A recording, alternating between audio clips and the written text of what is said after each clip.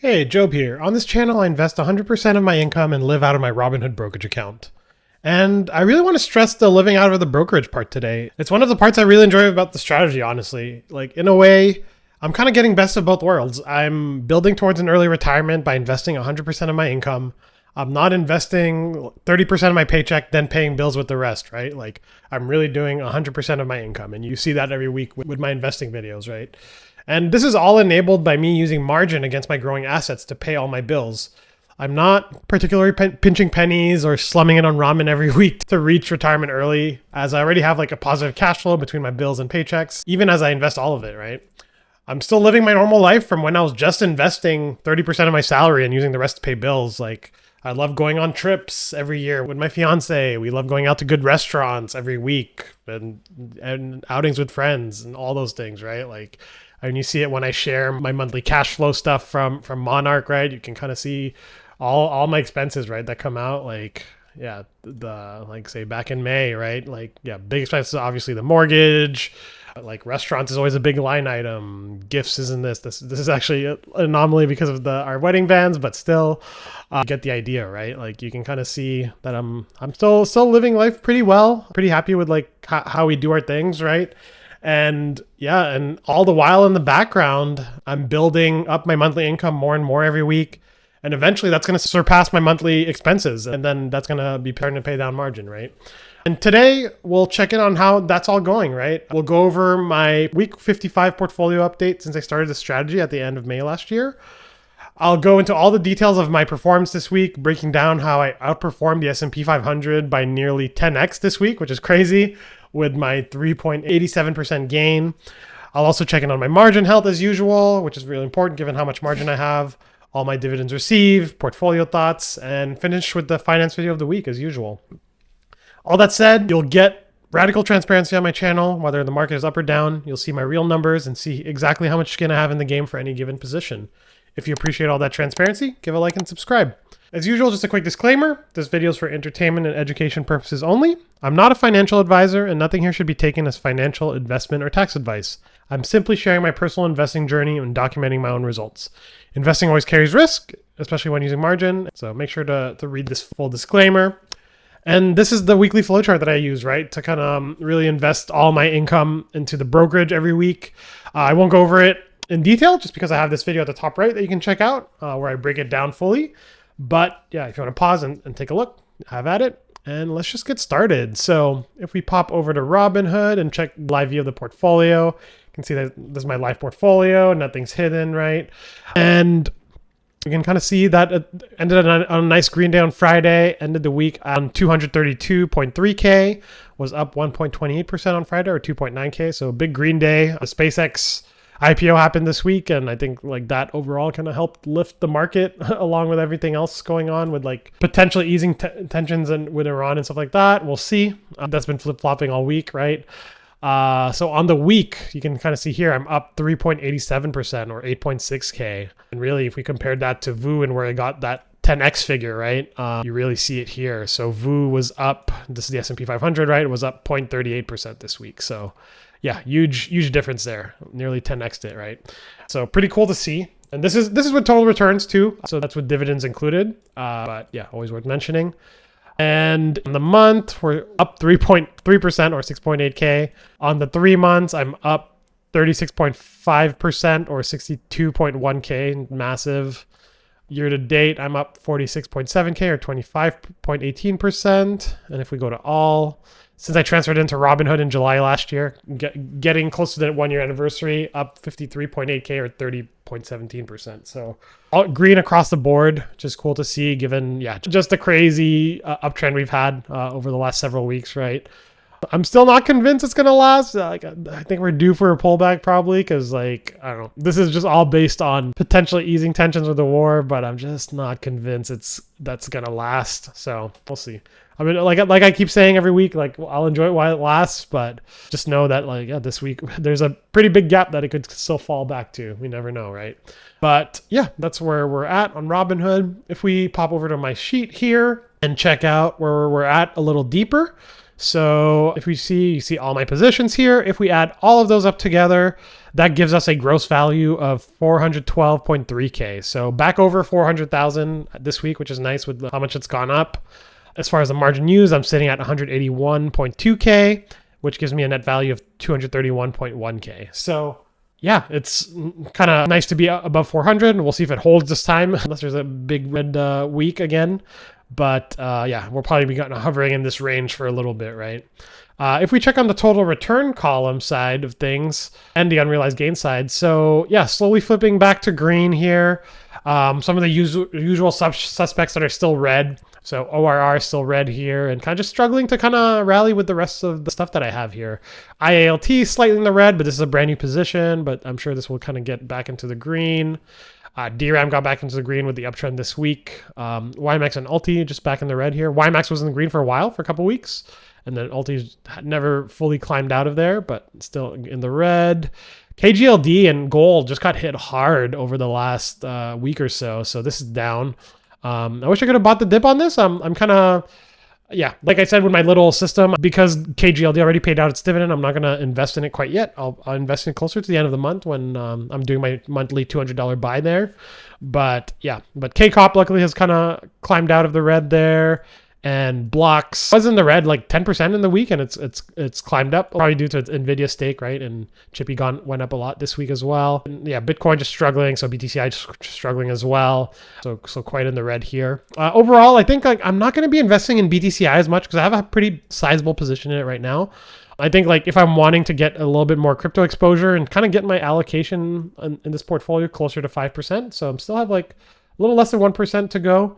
We'll probably just be adding more into blocks here. I just like, yeah, just how diversified it is, how it's not just kind of like crypto proper, but crypto related companies and even like stocks like Hood and Nvidia and stuff like that.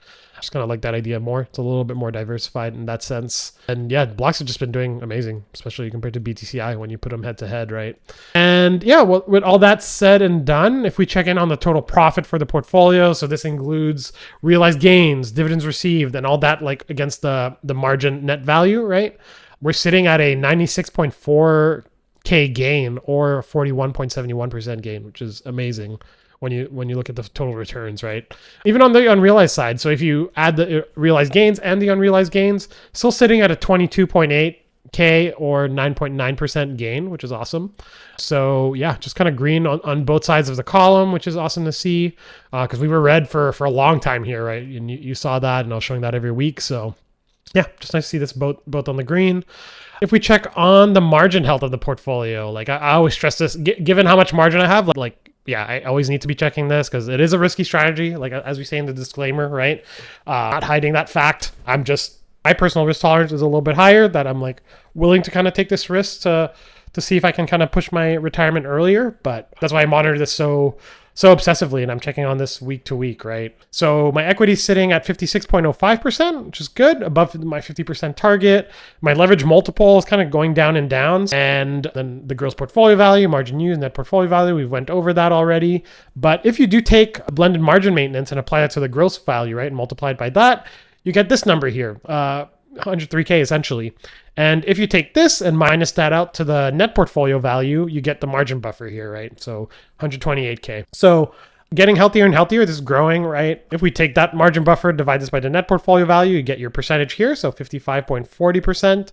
And again, like I've mentioned, like this is what Robinhood shows, right? Personally, I'm not the biggest fan of this one just because it doesn't take into account margin amplification.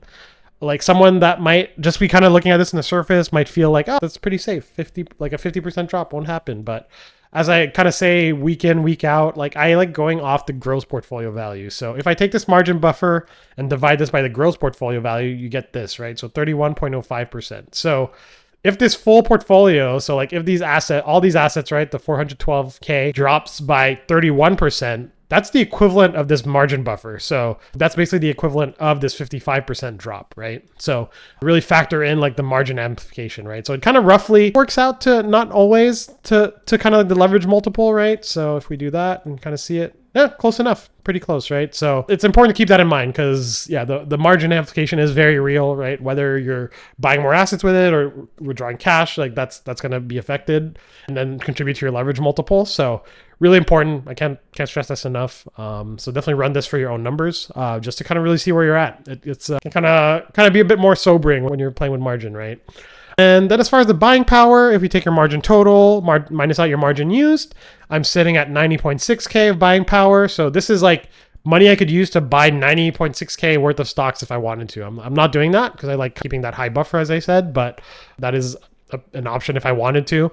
If you take half this number, that's cash available for withdrawal, so 45.3K. So this is cold hard cash I could take out of my portfolio if I wanted to. Again, this would like actually zero out pretty much everything, right? So like if I take this, you can kind of see the example here. So yeah, that would basically reduce the buying power. So this is if I took out cash, right? And then my multiple would get higher, my equity would drop. But even with doing that, right? Surprising, like the buffer is 20%. Like I wouldn't be comfy with that, but like all things considered, it's like doable, like in a crazy emergency, but I'm not going to do that.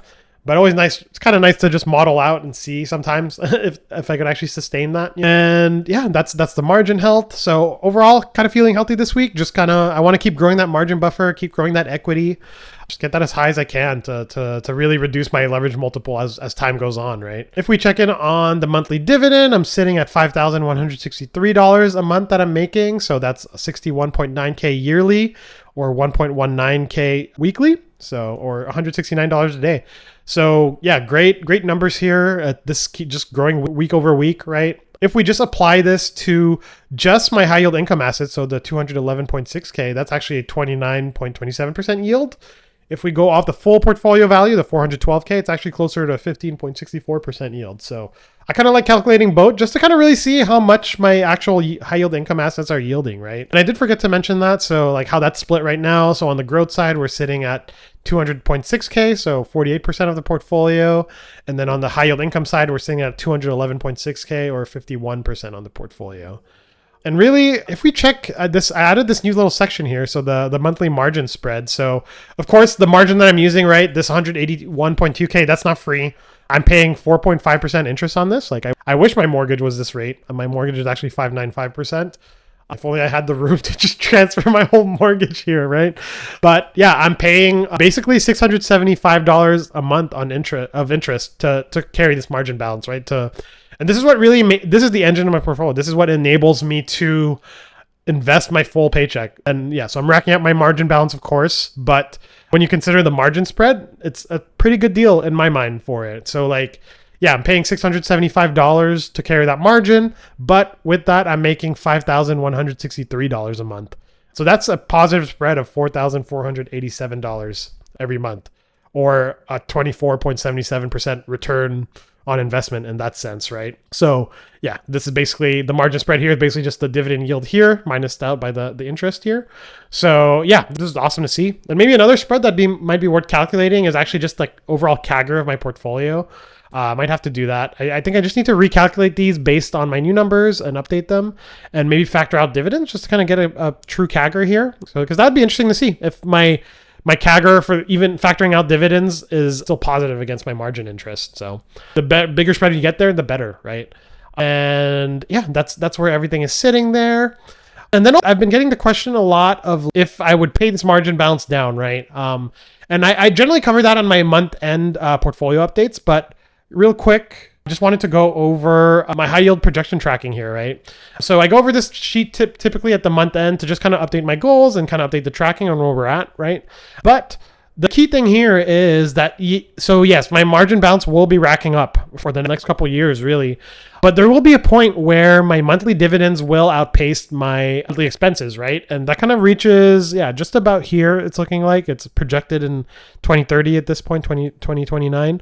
And what happens there is that when that happens, so I'll still be investing in high yield as I do that, right? But once I do, any excess will go towards paying down the margin, right? So you can kind of see that at a certain point, there's a threshold here where the margin balance starts going down and down and down. So the idea that I'm thinking is that like maybe once the margin reaches 70% or 80%, I'll actually just keep the margin at that level. So I won't pay it down anymore, but any excess will go towards either investing into more high yield stuff or maybe even potentially in growth stuff.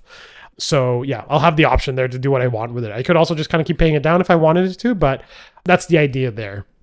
And yeah, that's for the sheet. If we pop over to Snowball, we can kind of take a deeper dive at things. So I separate the categories here a little bit more granularly just to kind of really see where stuff lands. So for my high yield ETF, that's split in two. So I split out the kind of 20 to 30% yielders, which I consider a little bit riskier, right? Those are anything that's yielding above 20 to 30% yield. So YMAX, ULTY, GIX, Chippy, BTCI, blocks. So really this whole category is kind of floated by Chippy. Chippy's really carrying it on its back right now, like positive 19.8K or 51.1%. So just crazy performance there. So up overall 13.4% or 15.2K. So this is total return, capital gains, and dividends. And my high yield anchor. So this is like really the anchors of the portfolio. So this is all kind of based on indexes or kind of sectors that are lower yielders. So anywhere between 10 to 20%. And really, the allocations here are, really being carried by XPAY. Just great gains there, up 13.4K or 31.1%, right? Overall, just up 13.4K or 13.51%. On the hedge side, so that's up a little bit, 4.98% or 2K. So that holds or KGLD, that's my gold. So just kind of like something that's uncorrelated to the market that I'm investing $200 in every month instead of buying put insurance. IALT, which is new, which I trimmed a little bit of or to kind of start. And CLSE, which has been doing amazing. I've been really impressed by CLSE as like a long short. So the goal with this category is to kind of have this kind of stay stable, right? So all the assets here are a lot lower beta and volatility compared to the overall market. So I'm just hoping that this swings a lot less compared to the rest of the portfolio and kind of stabilizes things a little bit. So this is roughly 10%, right? And then also, of course, my growth and dividend growth anchor ETF. So that's VOO, VGT, SPMO, SCHD, QQQM, DRAM here, which is fresh. And really, this is like just a way that I'm going to counter any potential NAV erosion that might happen to the portfolio.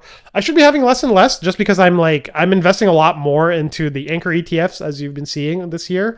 And not investing as much into like ULTY or YMAX. A little bit more in Bitcoin because I just want to buy that dip, but having this growth solid base, this is why I started my portfolio originally before I even got into income investing, right? That should help kind of counter it because you can kind of see how much the gains here I've been getting from like that uptrend we've had, right?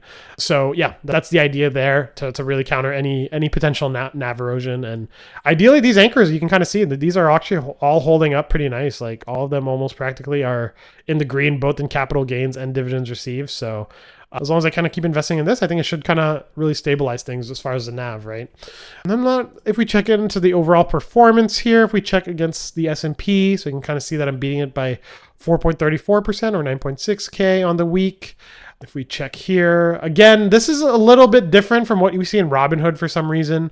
Not quite sure on Snowball on that end. So 3.87%, but here it shows 4.94%. So not sure. But it says I'm up 10.8K. Here it says 8.6. It's kind of confusing. But overall, you can kind of see that, beat the S&P here, right? It was kind of down a little bit in the middle of the week, but the uptrend that we had towards the end of the week was really strong. So that pushed me up higher. If we check on the heat map, and again, for people that keep asking in the comments, so normally the view that you see is this one, right? So if you click here at the top right, you can actually switch to the heat map. So you can kind of really see a good view of the market. So overall, pretty green over this week. Big outperformance by Chippy and SPMO that we can kind of see here. Just kind of handily beat QQQM and VGT and such. CHD posted some nice gains there. VOO slightly underperformed. XPAY slightly underperformed VOO. Kind of just looking at like all the different links here. ULTY actually outperformed the S&P. It's crazy to see. YMAX underperformed a little bit here. BTCI up nicely, 5.6%. Same for blocks, up 6.3%. And sorry, my dog keeps sneezing if you hear her. She's always behind me as I'm filming.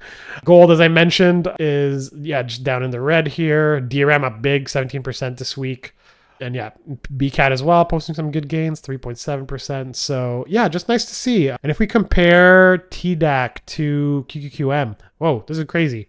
TDAQ actually beat its own index. This is crazy to see. QQQI kind of just trailing it. TSPY, did that beat VU? TSPY actually beat VU this week too, which is great. That's crazy to see as well. SPY, actually beat VU as well. So yeah, something this week is in the water that these income ETFs are actually beating its index. And that's crazy to see. So yeah, that's the growth. As far as the dividend calendar, you can kind of check here what we got this week. So big payday this week as far as dividends, got 1.59K on Thursday. So that was $400 from Chippy at 39%, $74 from KCOP at 14%, $181 from ULTY at 60%, $806 from XPAY at 21%, $124 from YMAX at 52%, and had a little bit of blocks come in at $30 and 34%, and $15 from GIX at 23%. And yeah, so nice week overall, trending to kind of have 5.6K this month, which is great. Going to be another big week next week with like all the monthlies from Neos and stuff. And yeah, a lot of the quarterly dividends coming in at the end of the month. So this will be great. So any of these quarterly dividends I'm going to receive from QQQM, SPMO, SEHD, I'm going to actually invest that only in the growth of a portion of the portfolio. So I'll just see what's maybe lower that week and I'm just going to try to grab it. So we'll see. And yeah, that's the dividends. If we check a little deeper on the dividends here, yeah, we're kind of seeing that, yeah, year over year, just beating it handily. Should be able to beat June because last year only made 4.2K and now we're trending towards 5.6. So yeah, just kind of on a nice uptrend here since I rebalanced back in February, right? And just kind of the focus on the anchor ETFs here.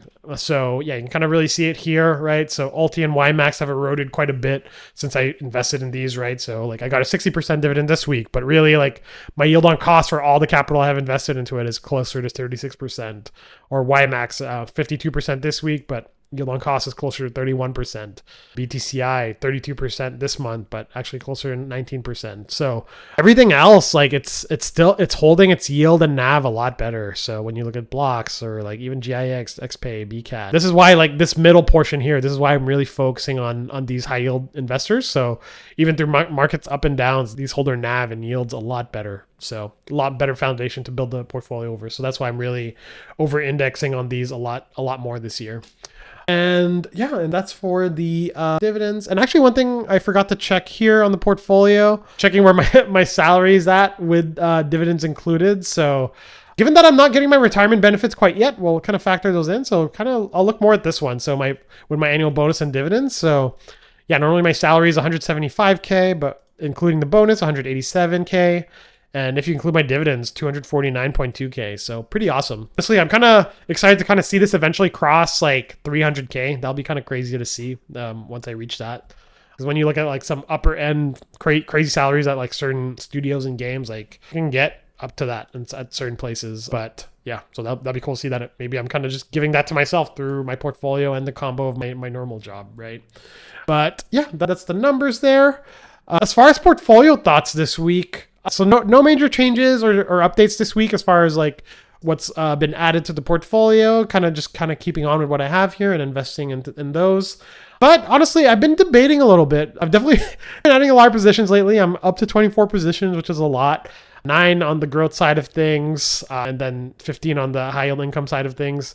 And yeah, it does make me want to think that like maybe I should consolidate. Definitely a lot when I look at it, right? So yeah, like one that I've been kind of thinking of, at least on the high yield side, is potentially consolidating QQQI into TDAQ. I mean, we've really seen it too, like week in, week out. Kind of just see even just between its gains here on the unrealized side, right? Like TDAQ is just kind of handily beating it. Like, and if we check on Testful.io, right? So let's just add TDAQ and QQQI, and we're gonna take out dividends because I just want to see it like just pure returns. You can see that TDAQ is just holding much stronger. Like it just ends up getting a lot better of the upside. And let's just put QQQ for good measure here, just to compare. Let's just take out total returns here. So yeah, really see, of course, like you don't get as much return as QQQ proper, but when you compare TDAQ to QQQI, like NAV wise, it just holds up a lot better. It just kind of holds its gains a lot better and uptrends.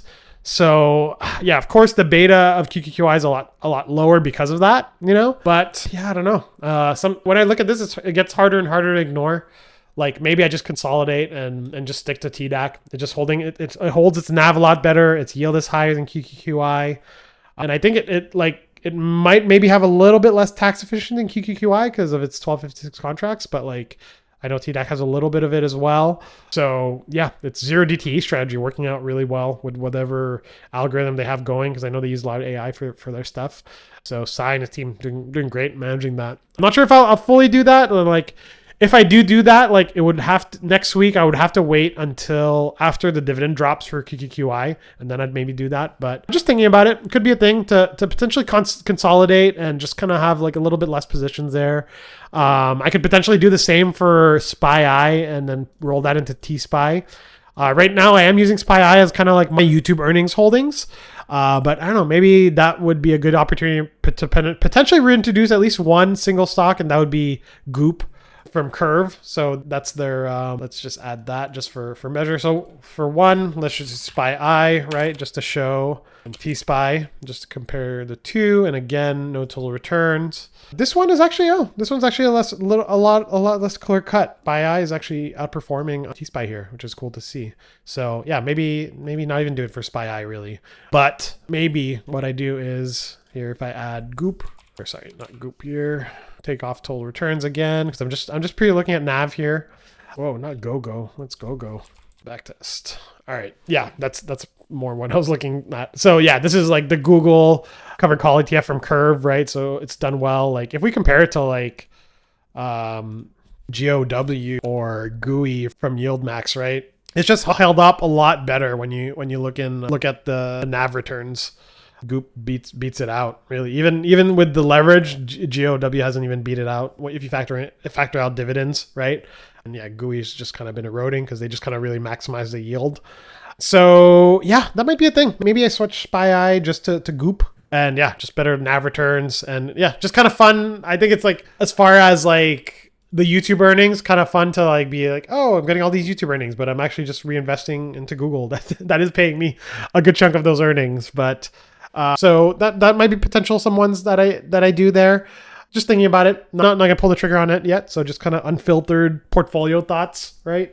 But yeah, that's that for the week. And then for the finance video of the week, so it's a little bit of a different one. So this is actually I need to follow this. I thought I was subscribed to this. This might have been just on my personal account that I was. The CNBC Make It thing. They always have like, yeah, just finance stories of people that have done well, like retired early or running a successful business or stuff like that. So like the last few weeks, I've been kind of seeking out content of like people that are retired by 40 years old or around then. And it's been hard to find, surprisingly. I've been finding a lot of people in their 50s, early 50s or whatnot, much in 40 or 45. So I found this. Yeah, and if anyone knows of any good channels or people that have retired by that age, definitely excited to hear and learn about that. But yeah, this one's a bit different. So, and interesting. And honestly, I'm sharing it, but it's honestly kind of unrelatable as well too. So I'll kind of talk through it a bit, but like, so like they kind of covered three people. One worked in tech, and yeah, it seems like he was an engineer or something, and he was eventually making something like 1 or 2 million a year in comp. So probably with like salary and stock shares and stuff like that. So he retired early in Dubai before 40. So yeah, of course he was making a lot, so that's makes sense. Another sold his home infusion business as like a nurse for like 28 million to a company, so he was able to retire at 28 in Florida.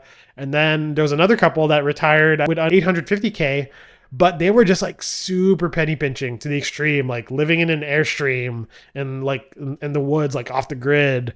Yeah, like to the point where like they're like, oh yeah, we don't even go to restaurants. We spend $50 at most every week on a restaurant. I was like, dang, that's crazy to me, because I love going to restaurants and trying new food.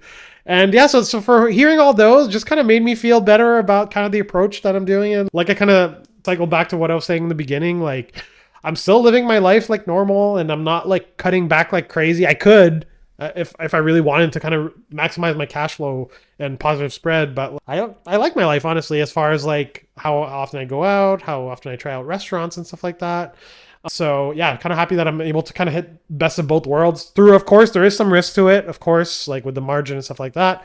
But that's why I kind of monitor that obsessively and kind of check on it week to week. So yeah, we'll see how it all pans out in a few years from now. And if I really hit that goal of early retirement, being work optional by 40 years old. And yeah, just happy to have you guys along for the journey to see whether it all pans out or not, right? And with that, yeah, if you want to support the channel, again, the best way to do that is to check out any video. And yeah, you'll see my free Snowball portfolio link and check out my portfolio there. So all the same stuff that I walked through here, you can see that for yourself. My free Blossom Social profile. There is my paid portfolio spreadsheet tracker, which is exactly the same sheet that I'm using. You could get a version of it for yourself to modify as you need or learn from it. And then also the Discord. Yeah, just great little Discord community that we have. Like, is now private, unfortunately. Like, yeah, I made a whole post about it when I made the switch the other month here. Yeah, everyone that was in the channel before that ended up being granted founding member roles, which is awesome. So big thanks to all those people. But yeah, it's a great little community we have here. A lot of people that are living out of their portfolio. We actually just created a member portfolio forum section here. So people have been like sharing their portfolios. So been cool to see.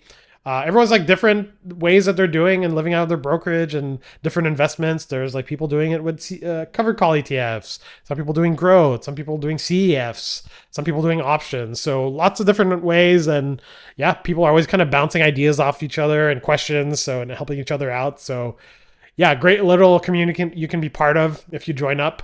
So yeah, that's really the big thing you can kind of get through that. So of course you have also access to me, but also the wider community, I think, that's where a lot of the value comes from. So yeah, definitely check that out through the Patreon or YouTube membership if you're interested for $3 a month. So that's really the minimum I could do on Patreon. I really wanted to keep it as cheap as I could. So yeah, check that out if you're interested. And yeah, and if you appreciate the transparency, give a like and subscribe. Hit the bell notification if you want to be notified about future videos. And I'll catch you in the next one. Peace.